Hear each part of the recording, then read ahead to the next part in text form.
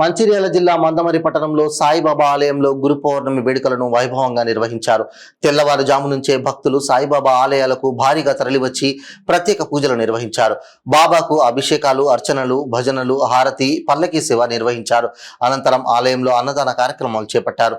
ఈ కార్యక్రమంలో Mandamarri area general manager దంపతులు పాల్గొని స్వామివారికి ప్రత్యేక పూజలు నిర్వహించారు.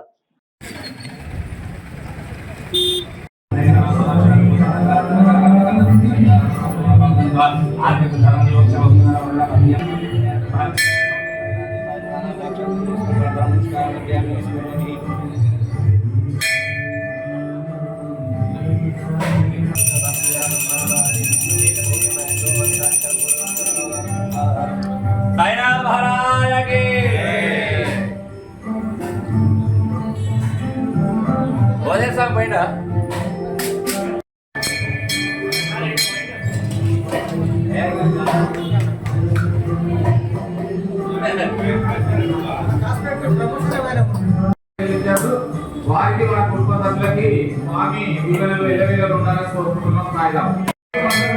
కుటుంబ సభ్యులకి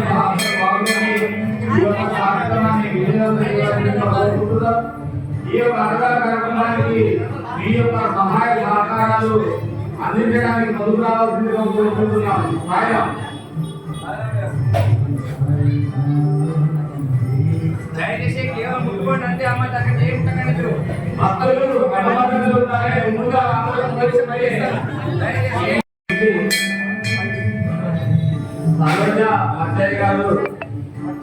మచ్చయ్య గారు అతిథుల రైతు అందించారు.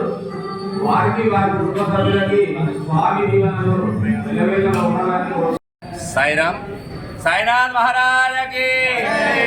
ఈరోజు స్థానిక మందమరి సాయిబాబా దేవాలయంలో గురు పౌర్ణిమ సందర్భంగా మన ఆలయంలో ప్రతి సంవత్సరం ఈ సంవత్సరం కూడా భక్తులందరి సహకార్యంతో ఉదయం కార్యక్రమంలో భాగంగా 5 గంటలకు సుప్రభాత సేవతో కార్యక్రమాన్ని ప్రారంభం చేసుకొని 5:30 వచ్చిన భక్తుల చేత స్వహస్తాలతో పంచామృత కార్యక్రమం చేయడం జరిగింది.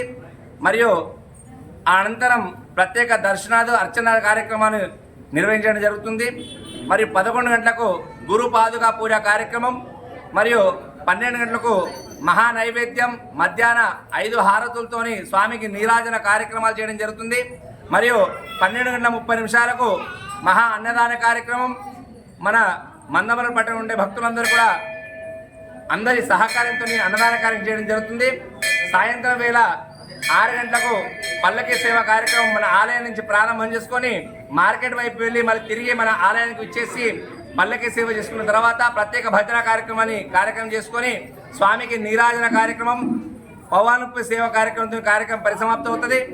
ఇటు కార్యక్రమానికి సహకరించిన భక్తులందరూ కూడా స్వామివారికి పరిపూర్ణ అనుగ్రహం కలగాలని ప్రార్థిస్తున్నాము.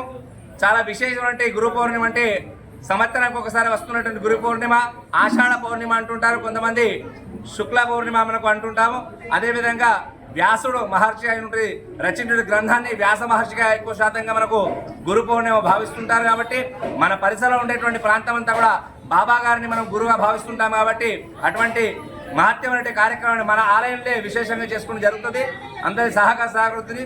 కావున ఈ కార్యక్రమానికి సహకరించిన భక్తులందరూ కూడా ప్రత్యేక ధన్యవాదాలు ఆలయం తెలుపుతూ సంపూర్ణ ఆయురారోగ్యం కలగాలని, అందరూ కూడా అష్టేశ్వర భోగపాలు కలగాలని ప్రార్థిస్తున్నాము. సాయిరామ్.